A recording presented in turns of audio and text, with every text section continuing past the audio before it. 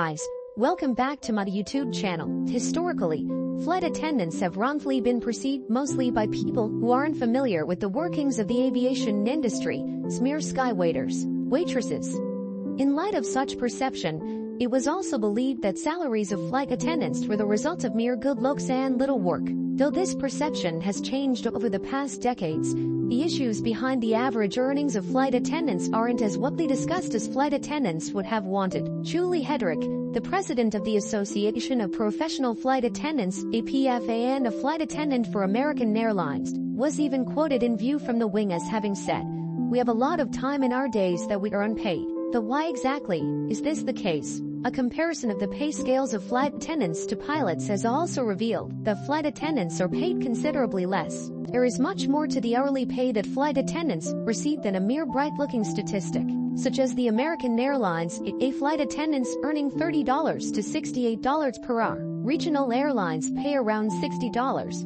$150 per hour for the pilots. The lower end of this hourly pay is twice as good as the hourly pay of AAS flight attendants. Patricia Green, a journalist for Simple Flying, and someone who holds a GCA cabin crew license, reported that the salary of a cabin crew is quite low in comparison to a normal job. Here's a breakdown of the salary of flight attendants on some airlines. Delta Airlines, $49,000 per year. British Airways, basic salary of $20,400, £16,800, rising to $34,000, £28,000 with allowances and flight pay.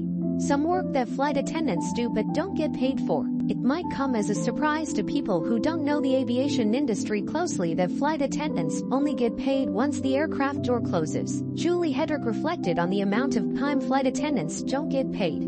That unpaid time, which might be 5 or 6 hours a day, includes all the hours flight attendants spend in airports, waiting for their next flight, as well as all the time it takes to get people and their bags on board and in their proper places. What this means is that flight attendants don't get paid for all the job at the airport. When Ellen Church hooked to the skies as the first flight attendant, she wanted to calm the fear of passengers.